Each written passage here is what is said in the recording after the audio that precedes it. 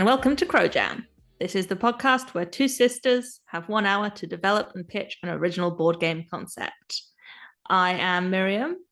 I am joined, as always, this week by the large pink face in a small green room. It's my sister, Georgia.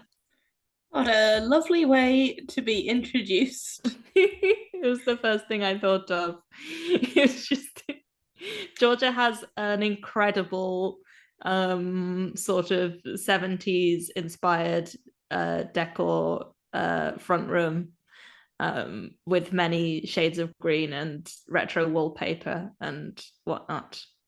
I also have a large pink face. It's just the way her sort of camera, like the perspective of her face on camera when we started the Zoom call. In any case, this is Crow Jam September edition. I think it's September. Yeah, it might be August. Yeah, it's August. It's the August Oh issue. yeah, you're right. We're not as ahead as we usually are. Yeah, August, summertime. Allegedly. Yeah, we have not been having the hottest summer here in the UK. Europe's been having killer heat waves. Too hot of a summer. Which, you know, I'm somewhat thankful to have dodged. But we have certainly been having a lot of rain. I think I choose wildfires over rain, but that's just me. I'm built different. What do we do on this here podcast, Miriam? We try to come up with a game. And on the video episodes, what we do is we give ourselves one word as our jumping off point. So we introduce the word, we do a little bit of jamming, and then we start the timer, and we have 1 hour to try and make as cool of a concept as we can. The prompt word that I brought this week is fair. Which is, you know, which is fair enough. Yeah. I think basically because we like to do ones that maybe have it's like a double meaning. Yeah. So this obviously might make you think about like a fun fair or a county fair. It might make you think about somebody who's blonde haired or light skinned. I'm not even going to write that one down. I don't want to make a game about a blonde. Let's do a really political game about colorism. No.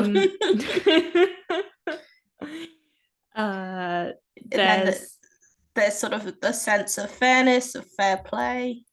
So I guess I was thinking about either maybe a game that incorporates some kind of interesting catch-up mechanic, or a game that's like about fairness in some way. I saw an interesting one the other day is like seems to be sort of like a purely kind of like tactile sense-based game where every round somebody is like the boss, the other players like beg them for money and have little cloth bags, and the boss distributes coins, and you can't see how many coins other people are getting, and you basically have to try and use the weight of the bag to decide whether you think you've been given a fair share. That sounds interesting. Yeah, it sounded more interesting when I read the rules than it did when I just said it out loud. So yeah, did you have any thoughts, or like, is there any particular element of fair that jumps out at you, G? So I thought about, the two main ideas that you've brought there, a fun fair and a sense of fairness or balance. And I thought about like what kind of combines those two things. So I thought about a game that in some way incorporates a seesaw or a seesawing mechanic. Okay. Which I think if our listening audience speaks a US English, I guess would be a teeter-totter. Oh, yeah. But in English, like in British English, we say a seesaw. It is a thing that look like this. A pivoting thing that goes up and down that you sit on to play. Yeah. Generally, I can speak from experience as a heavy kid. Not as fun if you're a heavy kid. Well, I don't know. There's something about launching another kid into the jungle gym. So um yeah, those were sort of the ideas I had. And then you also talked about a catch-up mechanic. I imagined a game where there might be some kind of handicap where like, you know, an older or more experienced player or a player who's you know, won the previous game has to do it with some kind of handicap, mm, something that has a deleterious effect on their points or performance. yeah. Okay. Cool. So does Okay, I anything want to stand talk out to about you here? I mean, I want to talk about this seesaw idea just because that feels like the most unique thing. Yeah, so I was literally imagining a game that would have some kind of like component that was like that. So you would like build a little seesaw in the middle of the play area, and you would, I don't know, like I guess maybe it would be a dexterity game where you were trying to achieve balance, or it was something where you move your pieces closer to or further away from the pivot Mm, point to change the effect that they have on it, or I don't know, like it's yeah. like there's more elements to it, and it's like a worker placement game, but then you like when you complete a certain task, you move that worker onto the seesaw, and then who wins at the end is determined by whose side of the seesaw is down. Ooh, okay. So this has immediately made me want to talk about this game that we recently got at the cafe. It's called Stomp the Plank. Tell me Um, about Stomp the Plank while I try and sketch out kind of what I was imagining just then. it's a kids game where it's you are elephant crew on a pirate ship, and it is a push your luck game that basically uses like magnets and moments. So every player has a plank that like magnetizes to the board, and most apart from like two like sections of the plank, most of the plank sticks off the edge of the boat, which is the boat is made of the box of the game. And then um you have this push your luck mechanic where you basically draw cards from the deck and deal them out, and you're trying not to get the same thing twice, and if you get the same thing twice then your whole turn goes bust and you have to move your little elephant one space further out on the plank. But it when you if you decide to stop, then the like number of cards that you've dealt out determines how many treasure pieces or like loot pieces every other player has to put on the end of their plank. So basically, it's an elimination game where like elephants or like players get knocked off when their plank like demagnetizes from the board and actually tips over. But it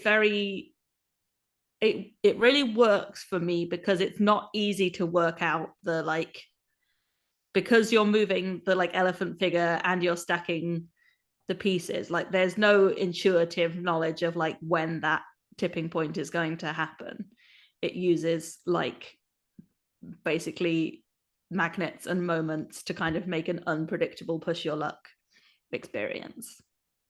Okay, I Uh, mean that sounds super super neat, and I can see why this idea sort of made you think about that. So I've done while you were talking, I did a little sketch of sort of what I had in mind, but I'm going to try and describe it because even though this is a video episode, I think some people engage with it as an audio mm, medium. So yeah, what I've drawn is kind of like a board area which has got some loosely defined like areas on it, which in my mind would be like different rides at the fair.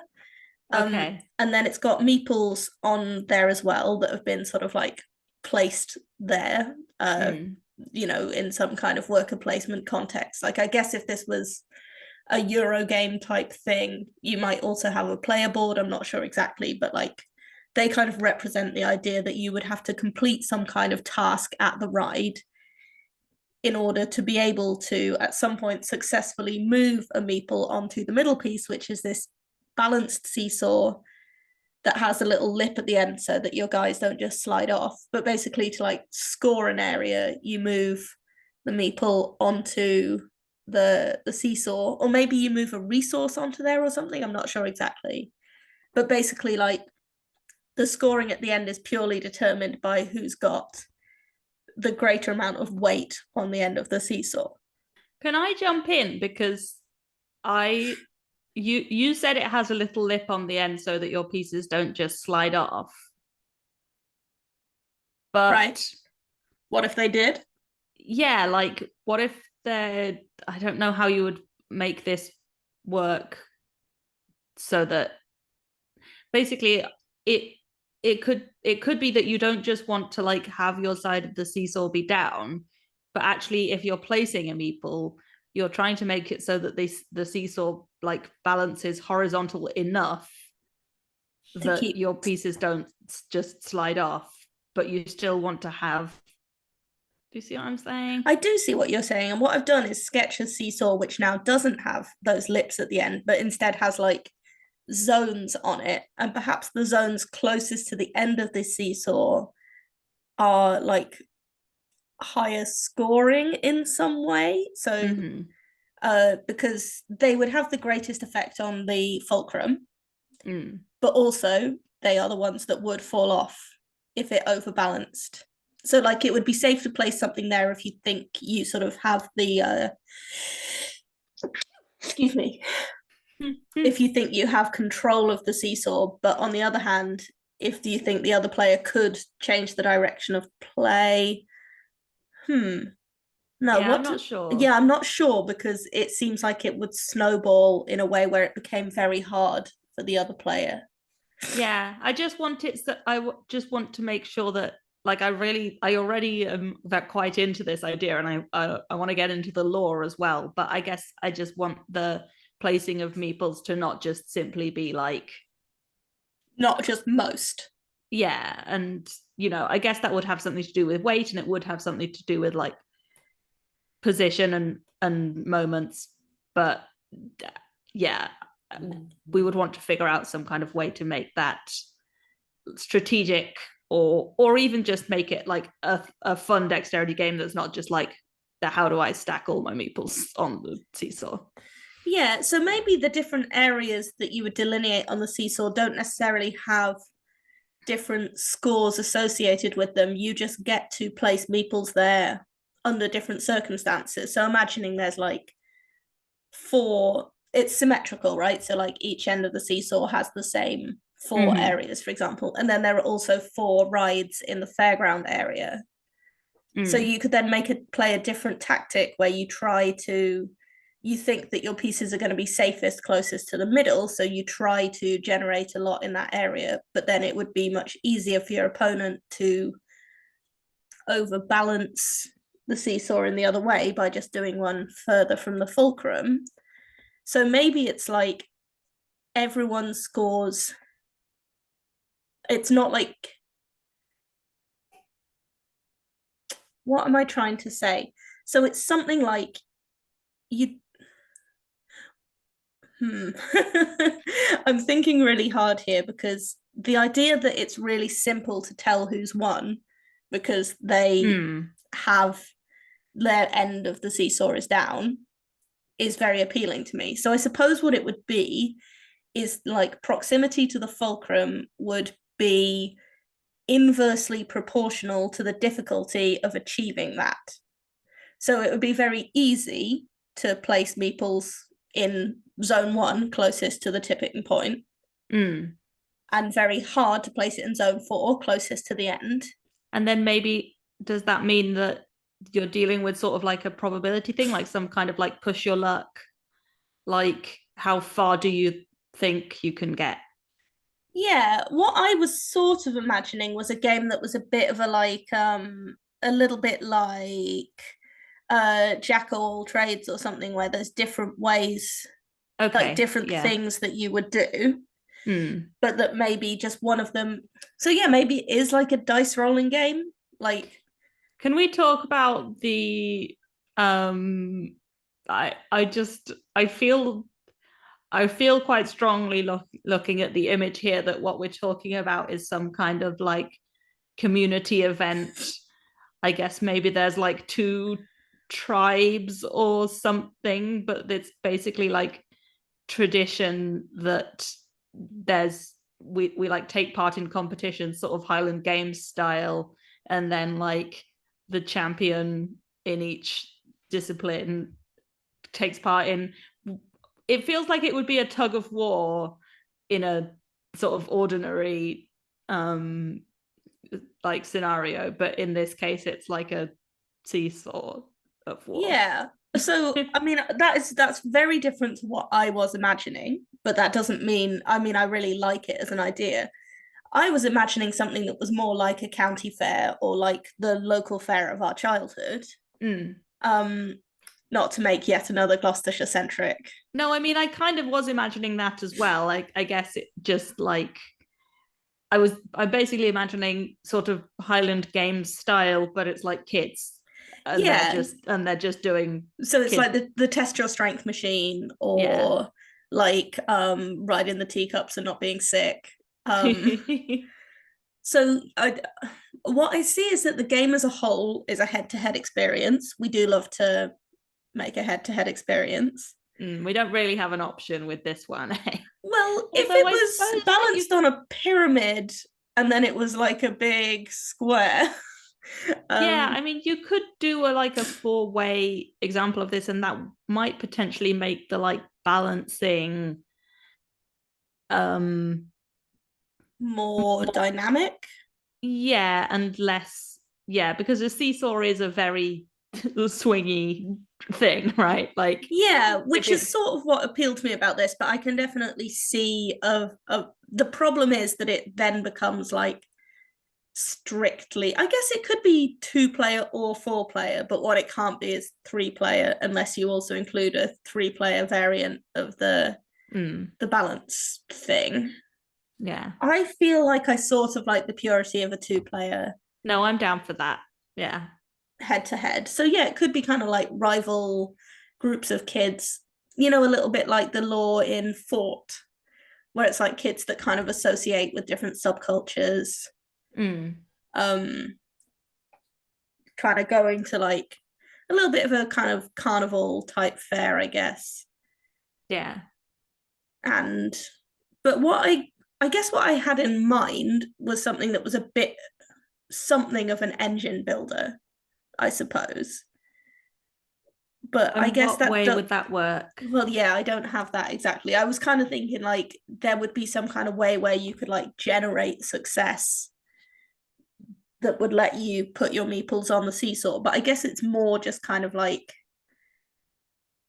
because what I don't want it to be is like you compete head to head in 4 or however many different areas of the board, and then you know, whichever one of you wins each head to head competition gets to place their guy, because I'm interested in that proximity to the fulcrum thing. Can I posit something? Yeah, please.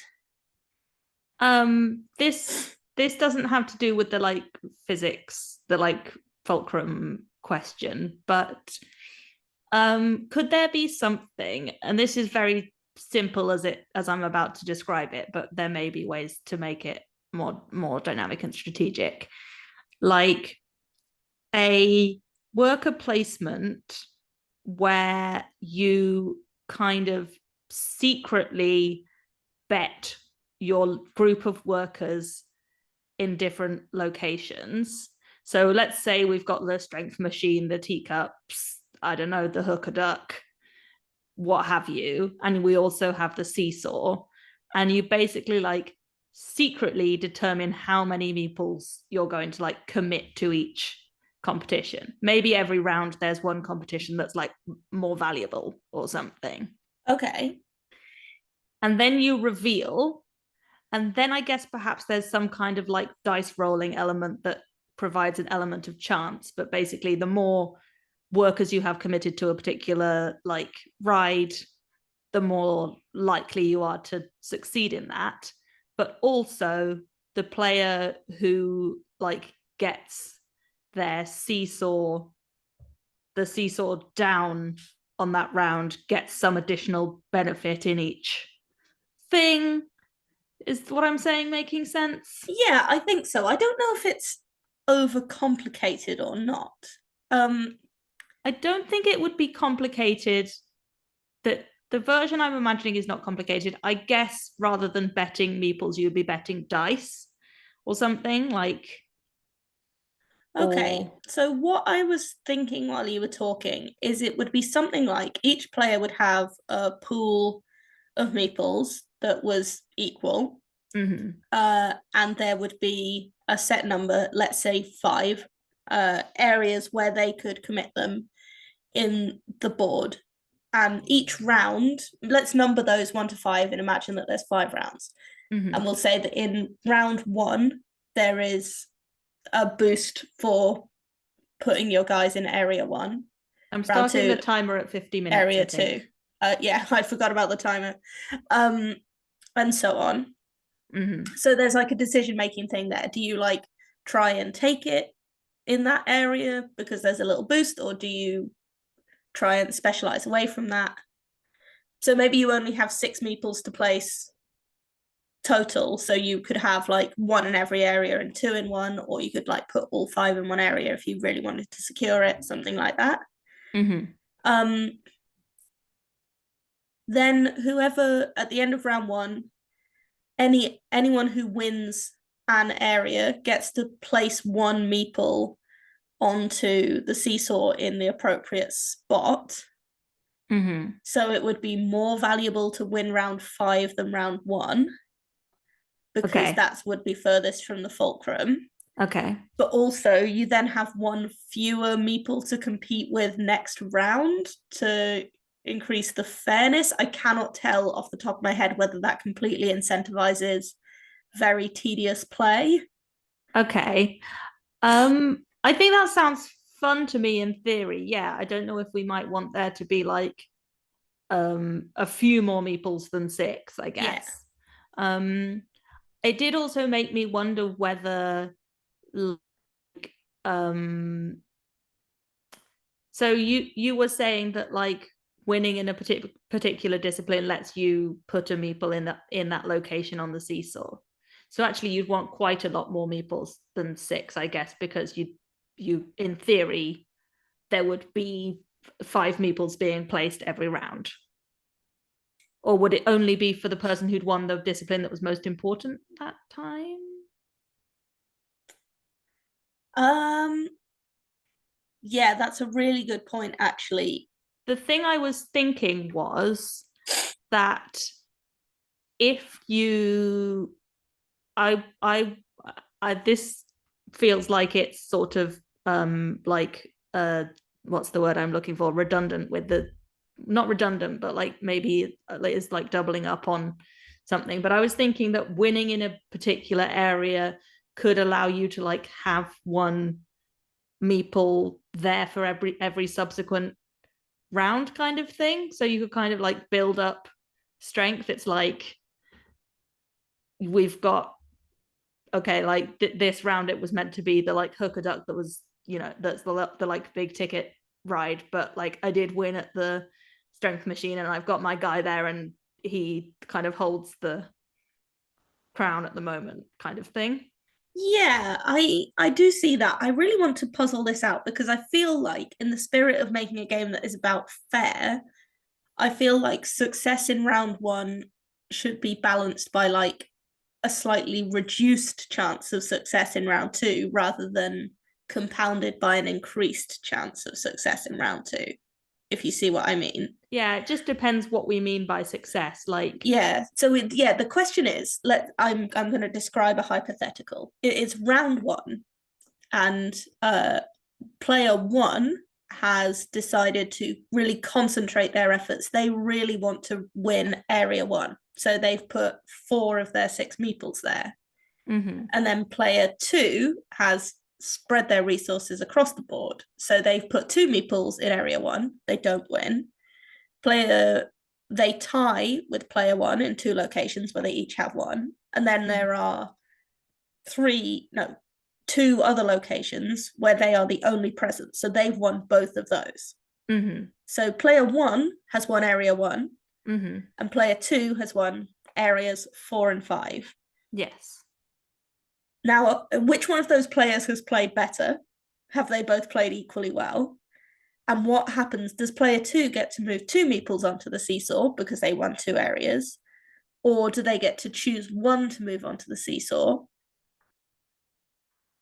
Hmm. Because otherwise it seems like uh, you're sort of all you're ever trying to do is guess what your opponent like. There's very little incentive to concentrate your strength in one area to try and win. Okay, here's what your hypothetical made me think.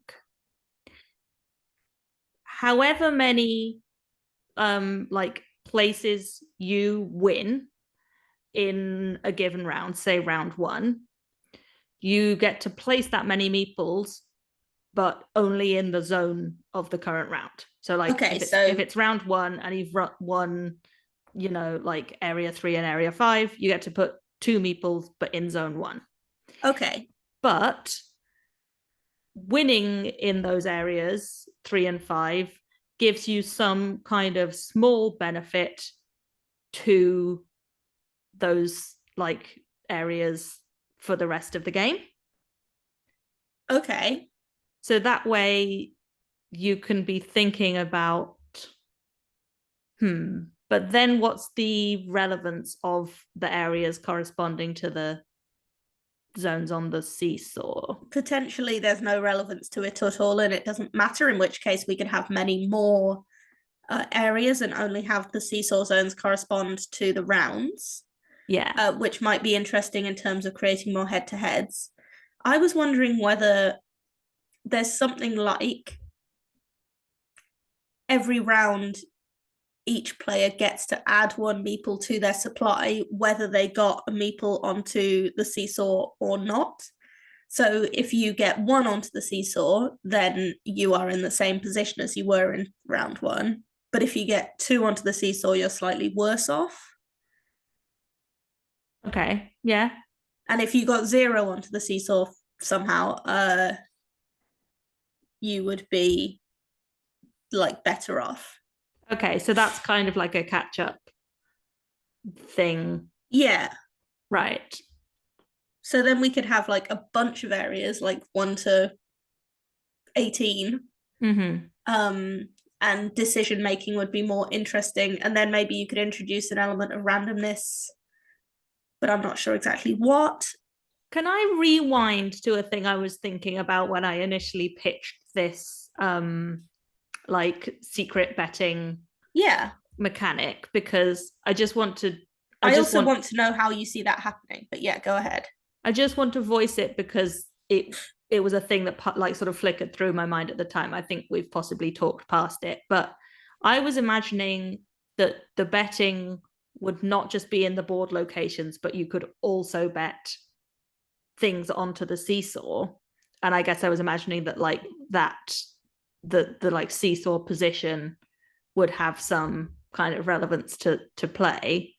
But what I basically imagined is that before you did anything else, you would take it in turns with however many meeples you secretly had bet for the seesaw, placing them on the seesaw.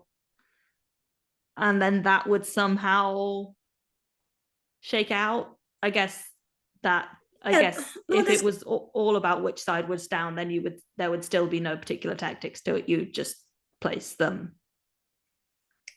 yeah, but I wonder if there's something there to do with like going beyond just kind of head to head. Maybe there's some kind of wager element. So like as part of your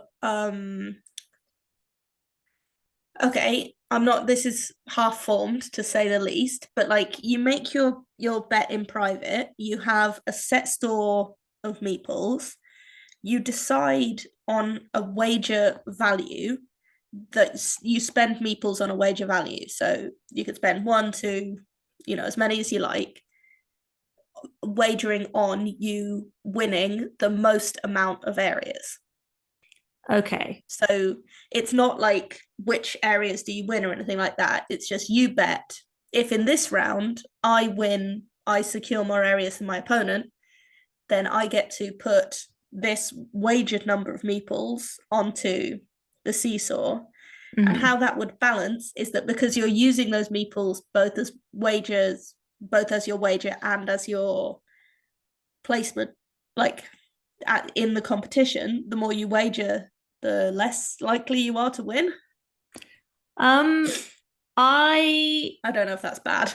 no, I think I like it. I just imagine it being the other way around. You would wager the number, but you wouldn't actually commit any physical meeples to it when you made the wager. You would just like, I guess, write down a number or whatever. And then it would be if you successfully won more areas, then you would have to place those meeples and you would They'd go on the seesaw and you'd lose them from your store. Yeah. Okay, so this works. There is a game here.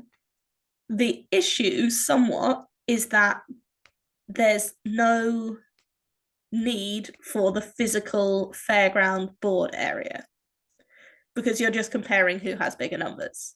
If it didn't True. require weights and a fulcrum, this would be a roll and write, or not even a roll and write. Mm. It's just a who can write down numbers in the right place. Okay. Well, I love it when games kind of use meeples in a physical, strategic way. Like, I think there's this new game that's like Rolling Heights where you roll your meeples. It's like a worker placement, but you basically like throw out your meeples and the position they landed determines what they're doing. Yeah. It's like reverse Carcassonne. So possible solution that I don't entirely have sorted in my mind would be if there was a physical map with areas that had a geographic relationship to one another, then you would move meeples from one area to an adjacent area to try and win the area. So it would no longer be like a private bet. It would be like you would each take it in turns. On the first round, I guess you would each take it in turns to place. And then on the second round, you would each take it in turns to move from one space to an adjacent space. Okay. I That don't makes know. it kind of area control Yeah, kind of area control, tactical. Hmm. And maybe like that could potentially create these opportunities where winning a particular area grants you like a one-time use power. So like maybe once an area has been won, what like there could be enough areas that winning it once sort of expends it, but then the player that wins that area gets to take a token that says like you can move one of your meeples 2 spaces next turn, or this round you can ignore a result and neutralize one of your opponent's wins and make it a no score or something like that. Okay. Can we just back it up so I feel more solid on like what version of what is happening with the seesaw? So there's 5 rounds. Every round there's a can you tell me what's happening? Yeah, so there's 5 rounds and we'll start on round one. On round one, you each have a store of meeples, a certain number, and you take it in turns. So first player would swap every time. You take it in turns to place your meeples wherever you like, not according to any placement rules or anything. You can just put them into areas as you want to try and secure the greater number of areas than your opponent. So in this case, I think there would probably be an advantage to being second player, not an advantage to being first player. So maybe the first player gets one extra meeple, something like that. Then, like whoever wins the most areas has privately. Oh no, what's so whoever wins the most areas gets to put the number of meeples they wagered onto the seesaw in the round one area, which is the area closest to the fulcrum. Yes. Okay. I was just basically checking what seesaw mechanic we were currently working with. So I think what would happen there, maybe I'm not sure if this removes the wagering mechanic again, but perhaps they choose. Okay, I'm just thinking aloud. The player that wins the most areas chooses an area where they won and moves all meeples in that area onto the seesaw. And then at the same time, they take the token associated with that area, which has a one-time use power on it. So they Okay. would lose meeples. So ahead of the Mm-hmm. next round, they would have fewer than their opponent. Okay. Um, and but they would have like a one-time use power that Okay. they gained by taking like one area, and that I, area would then become un like it would be sort of a dead area. It couldn't be won again. I'm realizing, do we want to reverse the order of the zones on the seesaw? Because at the moment, if round one is the closest to the fulcrum, then the way everything works within the game, you're always incentivized to put the fewest meeples on the seesaw that you can at the beginning of the game, if that makes sense. I mean, obviously, as the game goes on, then that you have to kind of like deduce that balance. Like it's round two, so like Is that definitely right? I feel like you're incentivized to get more closer to the fulcrum to reduce the risk of the opposing player turning it all around just by placing one. oh, okay. What I if guess you're right, sort of, yeah. But but what but if there's then some kind of like what if we lose the areas being tied to the rounds and you just choose where on the seesaw you put the meeples? But if they fall off the seesaw at any point, they're out. So you just put it wherever. So you like might put it at the far end, but then if your opponent does, kind of sucks. Like I'm just no, thinking I if you're think the second actually player to going back to what you said, I think you're wrong about like wanting to put lots of meeples close to the fulcrum. I don't think that like it, make it it does make enough of a it difference. doesn't work like that, right? Like if you're trying to stop your opponent from uh your opponent doesn't have the option to place a meeple on zone 5 until it's round 5, Yeah, but at you which want to point like you have the option to place meeples, which will have more effect on the balance. yeah, I feel like this might just be a weakness of tying fulcrum proximity to the round. Um, so what if um I don't hate that. I just don't think that like I'm just not sure how interesting. Well, I guess it's interesting in that like you get bigger swings as the game goes on.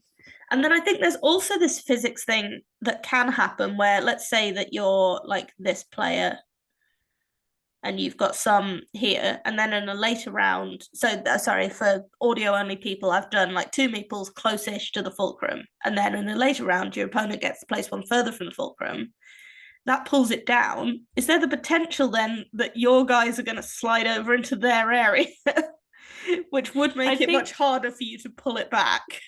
I mean, depending on whether we are incorporating sliding as an intended mechanic, which I've sort of been assuming we aren't. I was just kind of imagining that the zones would be delineated by like little frets that stop your guys Okay, from. yeah, we could fret it. We could also potentially, I've been saying meeples this whole time, but they could be like a bit more disc-like. They could have a little bit more surface contact Mm. with the seesaw. Um, I mean, it's sort of fun for me to imagine sliding, but that's the only method by which things will fall off, I suppose. But we don't have to include falling off. Yeah, I guess really we want to uh the question is like, are we making a strategy game or not, I Okay, I guess. think we are, and I have a further thought. But I can't tell if this is good or bad. I think it might be a bad thing about the game as currently designed. Because you lose the meeples from one area when you place them on the seesaw, the incentive in the early game is to get few on there and then move towards placing more. So it does become quite head-to-head competitive. Like you are trying to do a strategic thing that lets you group larger numbers like round by round. But with both of you incentivized to do that, you would just both basically end up in completely separate areas of the board trying to consolidate your placements. Yeah. So So the idea is not strong. I do feel like we at least like contemplate the idea of the zones being the other way around on the seesaw.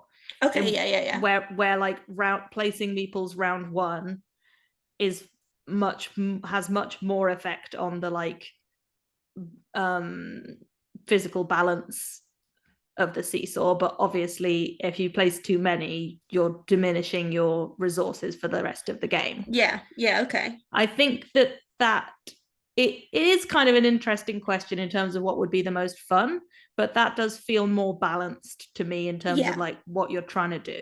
Yeah, I think you have persuaded me on that. The issue for me is still that the goal is always going to be to win more areas, and the okay, yeah, no, you become the winner when you win the most areas, not just by winning an area. So if both of you consolidated into one area, no one scores. So like I mean if you each consolidated into one area each, Mm-hmm. no one scores, right? Mm-hmm. Because you need to win more. I wonder if it's up for discussion whether you can only win an area in an outright head to head. So, like, imagining a scenario where player one has got two in one area, player two has got two in one area, and then there's an area where player two has two and player one has one. The only area where anyone wins is this area where player two is because there's been a head to head, and this doesn't count for anything. So the areas where there's just one color of meeple don't count for anything.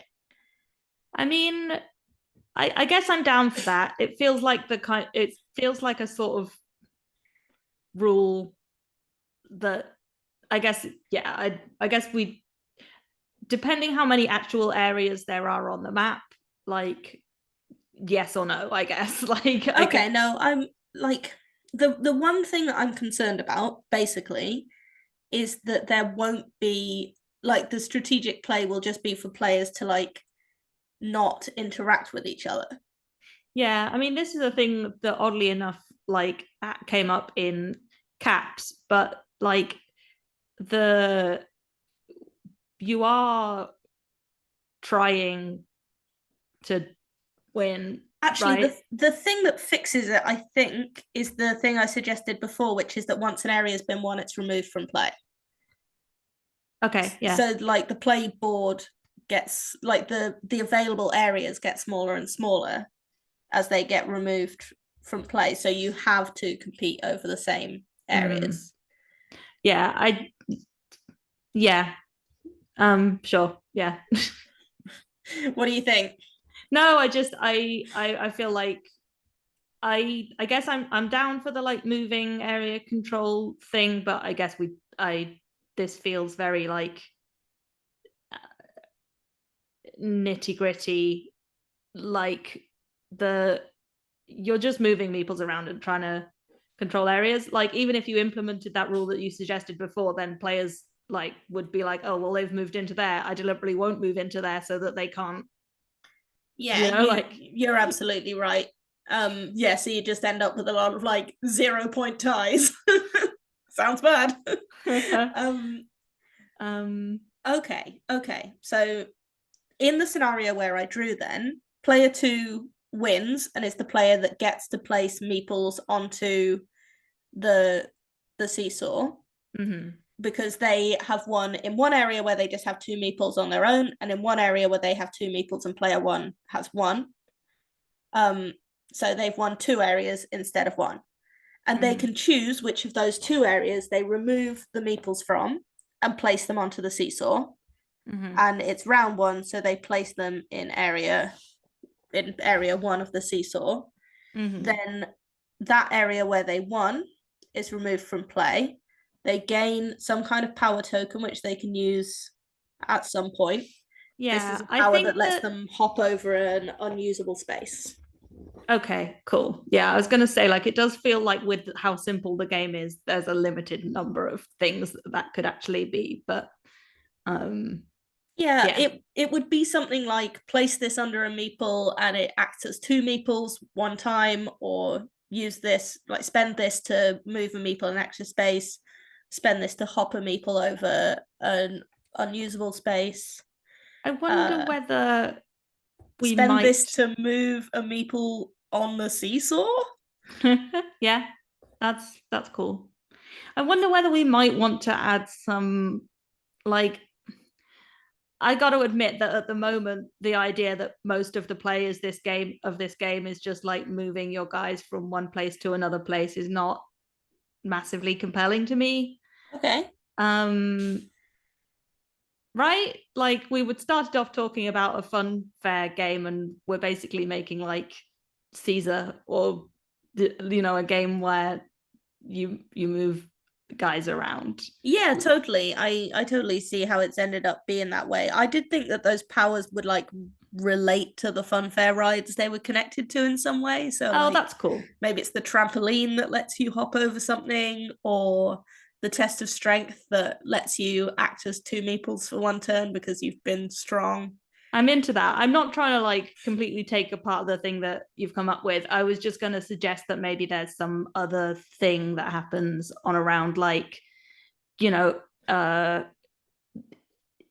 you it's I I think don't that know. I it don't know would, exactly what I'm suggesting. I was imagining I guess something where like there is still some kind of like secret betting or yeah, I so some thoughts on this. I do think that having the powers be consistent to the area and everyone knowing what they are adds like mm, kind of a strategic wrinkle, right? Like there's going to be areas that are more desirable to control, to be the first one to control. mm-hmm, um I feel like, what if there is, yeah, could there still be a wagering mechanic, but maybe just each player has like uh a golden ticket or something that they can uh before a round starts they can play it, and if they succeed then they get to do something like that if they're confident that they're going to win the most areas.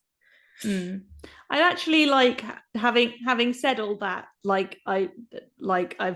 actually put the brain work into imagining the flavor and the color and stuff being on the board, and it's instantly made it more interesting to me. I feel like So I've shot us in the foot by choosing a monochrome uh like palette for my drawings this time, and I feel like it's made us both envision a game that's a bit more boring and a bit less filled with cartoony funfair vigor.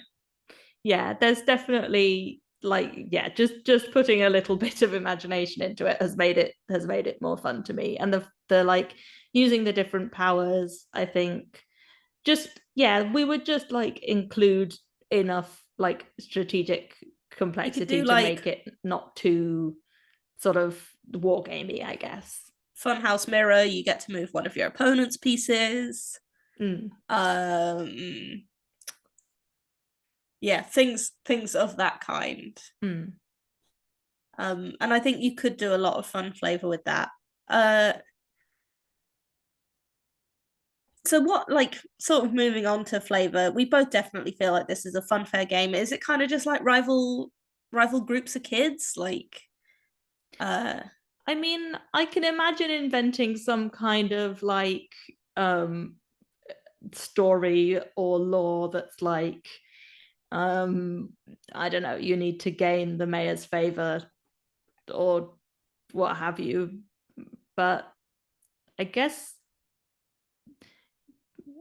yeah. I feel like the law somewhat is like you're at the fun fair, and so is a group of kids that you have like a sort of friendly rivalry with, and anytime you end up at a fairground attraction with them, you want to like outnumber them or outperform them. And if you Mm, do, then your reward is kind of that you get to go on the seesaw and you also get this extra little boost.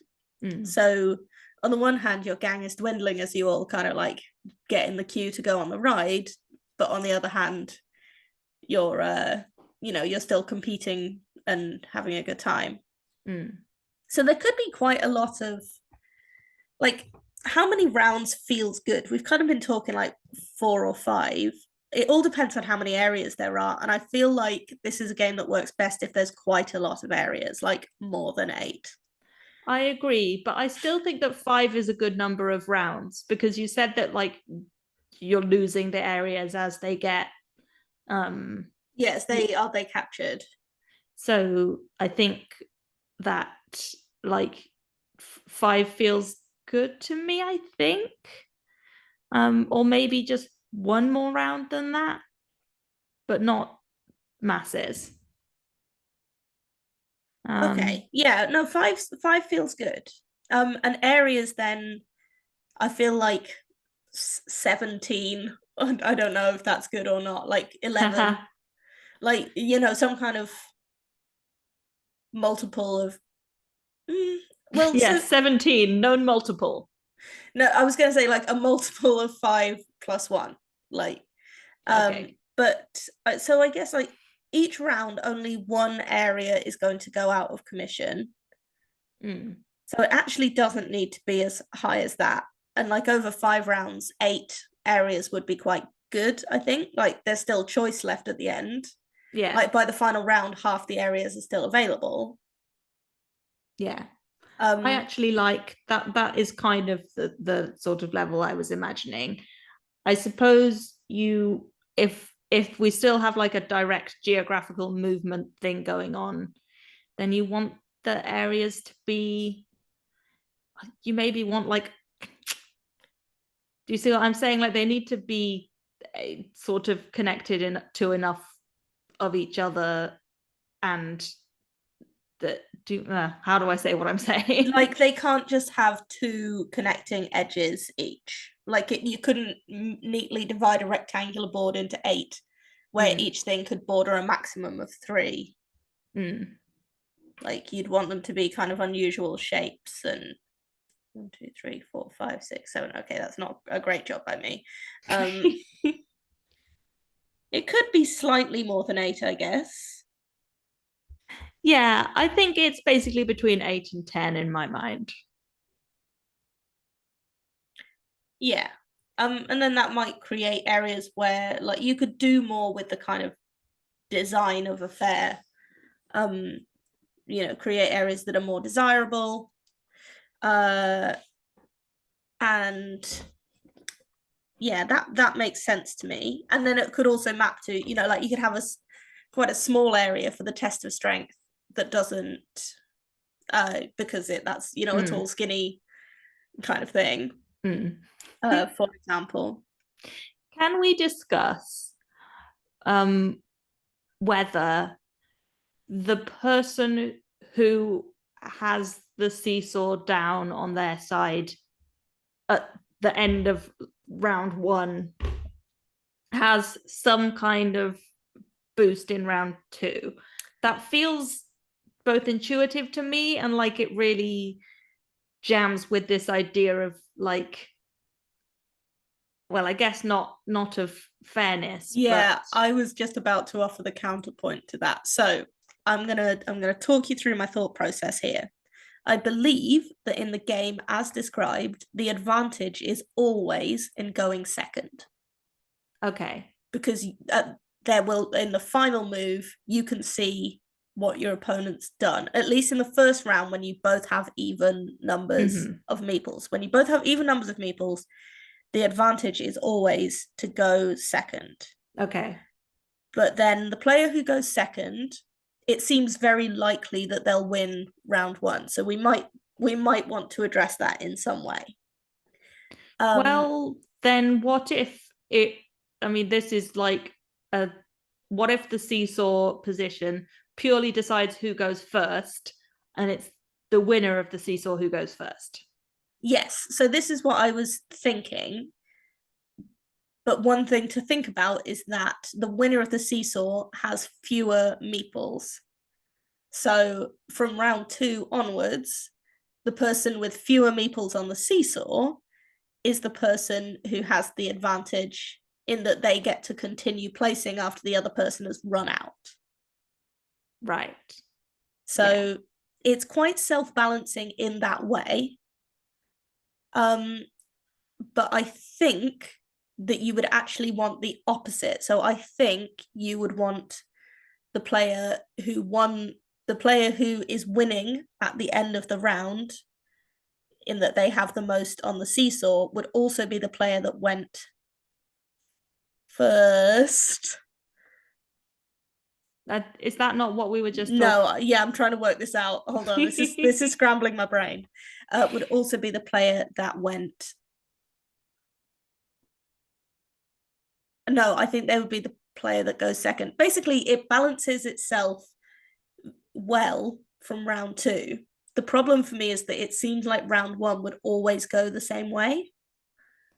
I don't know how to fix that except for either having like placement rules or like something else. I see what you're saying. You just have equal numbers of meeples and That person equal. can always kind of see which way the wind is blowing and make a decision. I mean, it all depends on how many meeples each player has as well, right? Like if there's, let's say, 10 areas and if every player has 5 meeples, then you could just have like completely even split when no one interacts. If everyone starts with 12, then you kind of, there's more decision making involved. But whoever goes last would be able to either like consolidate in an area where they know they could win, or take over an area that they haven't taken over yet. Yeah.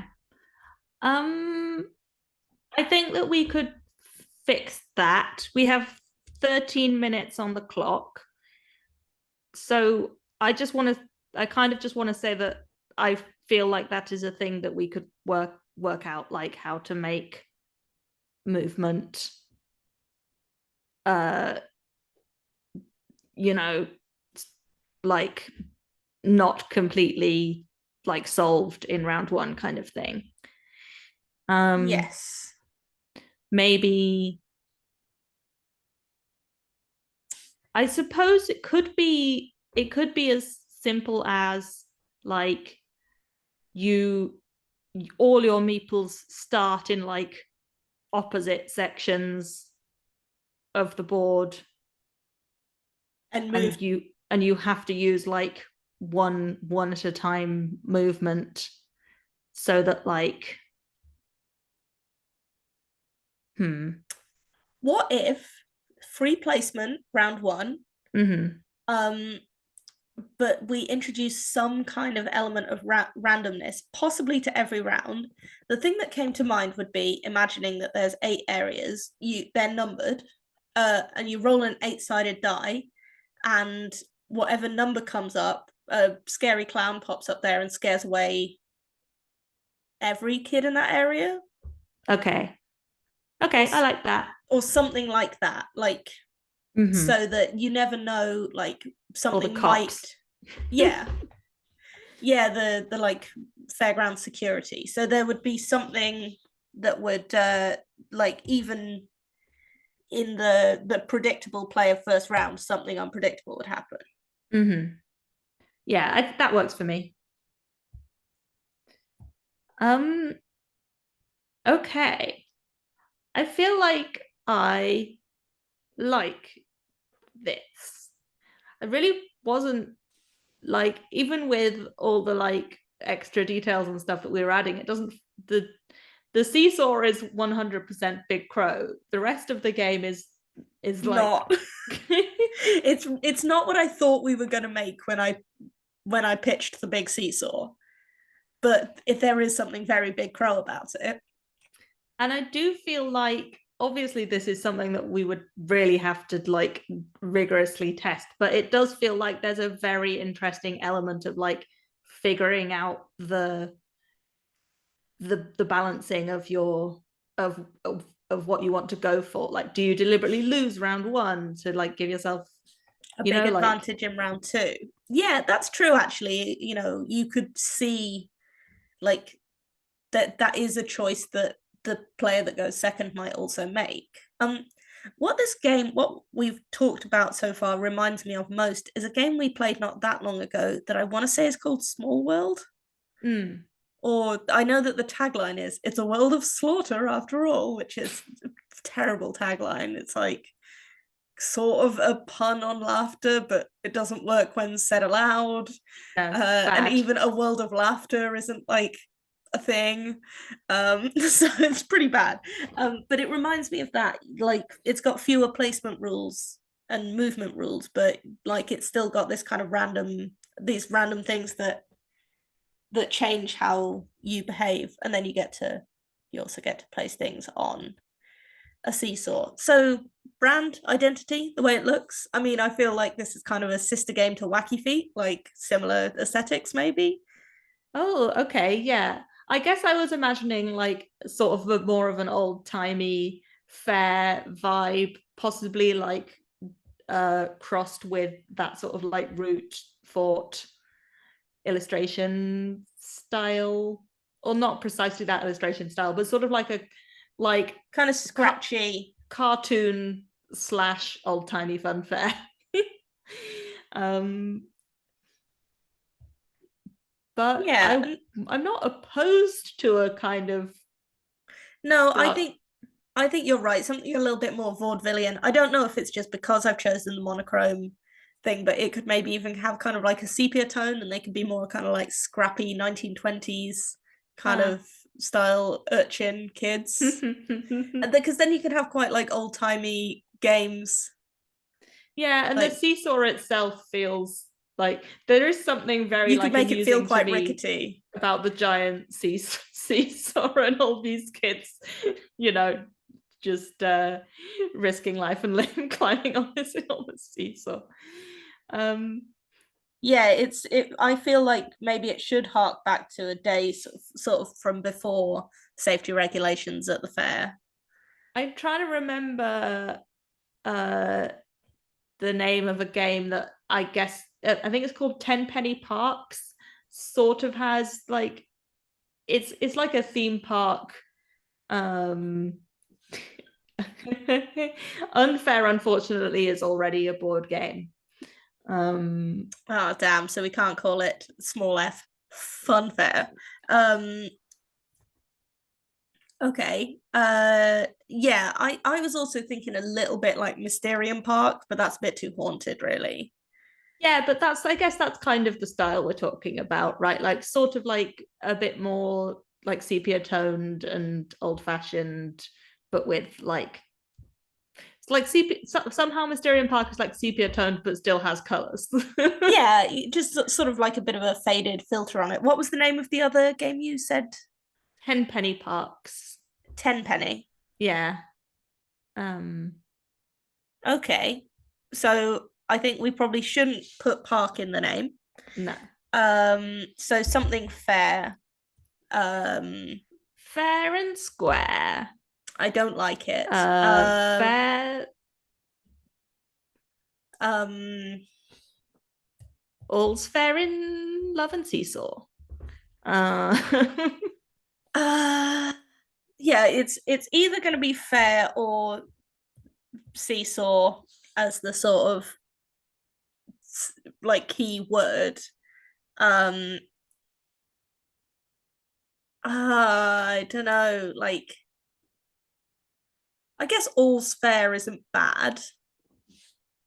oh yeah, like there's probably been done right, like where all is the proprietor of the fair that comes to your town every autumn. That's pretty good. I was kind of thinking of maybe like it was called All State Fair and the TATE fell off or something.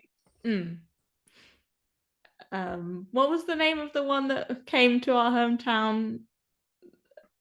There's Uh, no way. Not Gandhi's. I don't know. I Yeah. It was somewhat. I feel blighted.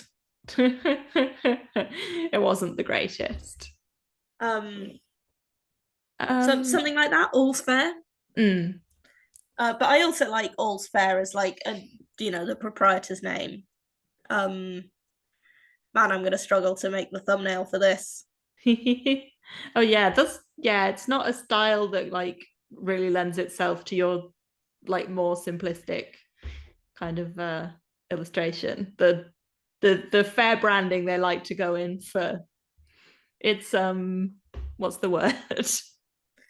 It's gaudy. Yeah, it's gaudy, it's baroque. Anyway, shall we do a quick recap of what we came up with? Do you want to do Yes. the recap and I can go through the slides? Yes.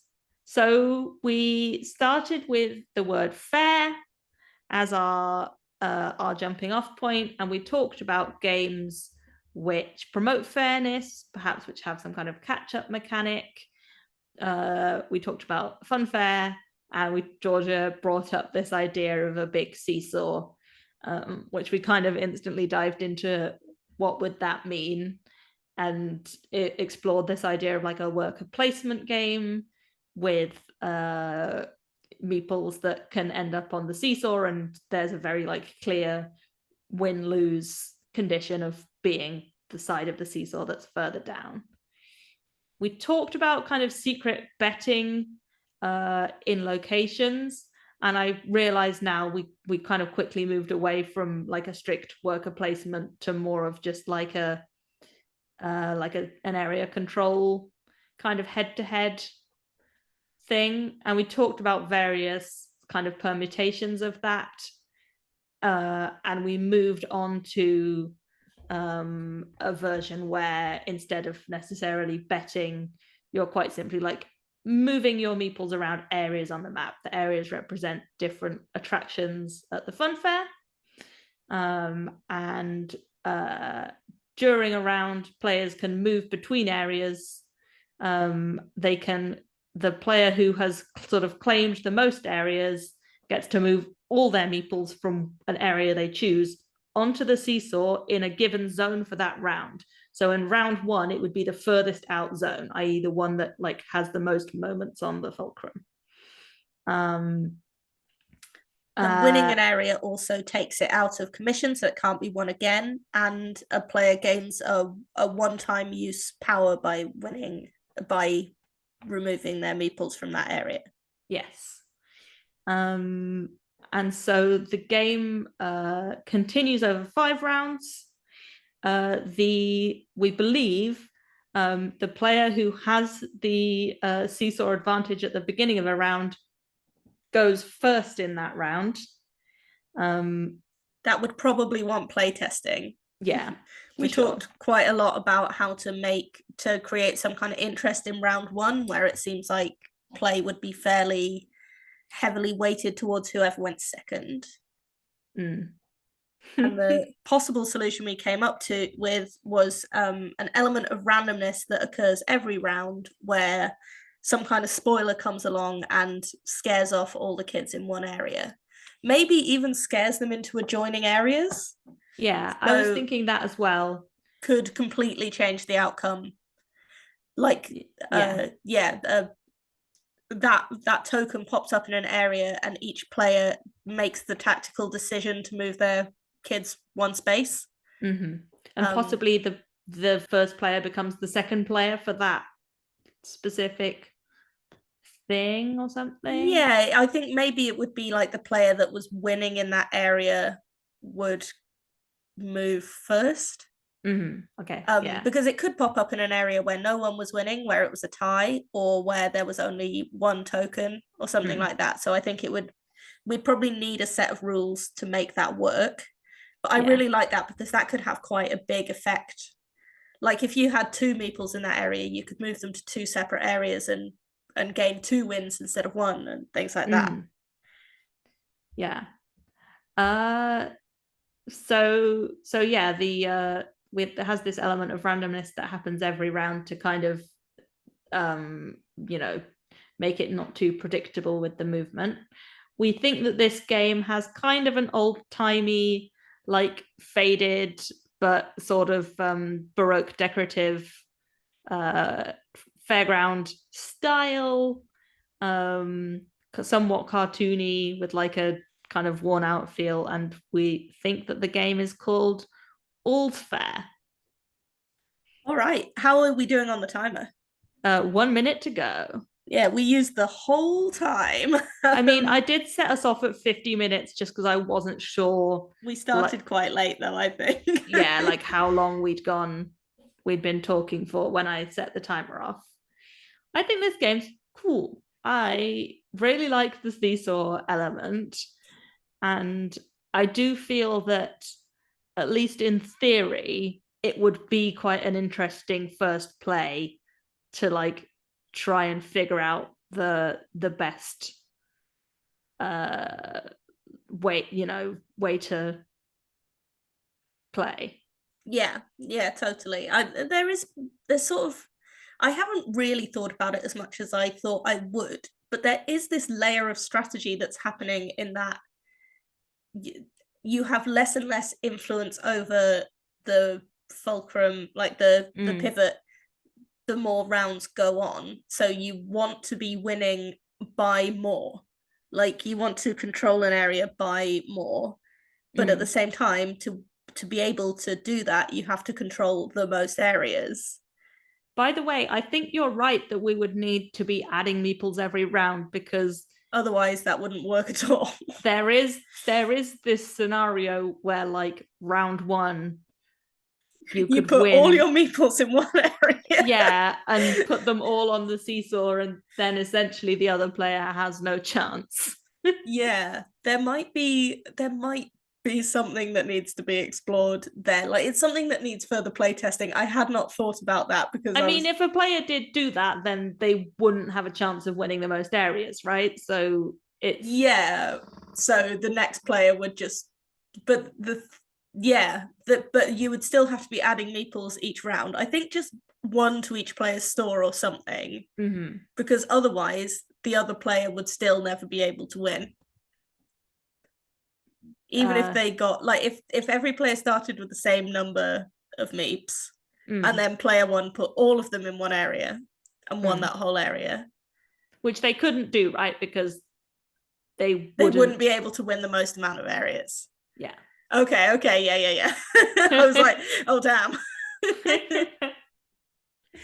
Yeah, I still think that it's possible you would want to like drip feed meeples, or maybe like two of the areas have the ability to add a meeple to your supply. Like that's what you get from it instead of a No, I power or think we something do like that. still want that, but like I think we do still want to add meeples during the game. Yeah. Also, I know we're out of the hour now, but I think it's also feasible that like there would just be limited space within each zone um on the seesaw, right? Like so Yeah. it wouldn't be worth like committing 6 meeples to the seesaw round one because you've only got space for 3 or something. Yeah, that makes sense. Um cool. Well, I this think was a great one. yeah. Uh Thank you very much. Thanks for hosting. No worries. Thank you for all your ideas. It's always a blast. Thank you, listener. We love you, listener. Come back next time for more Crow Jam. Caw.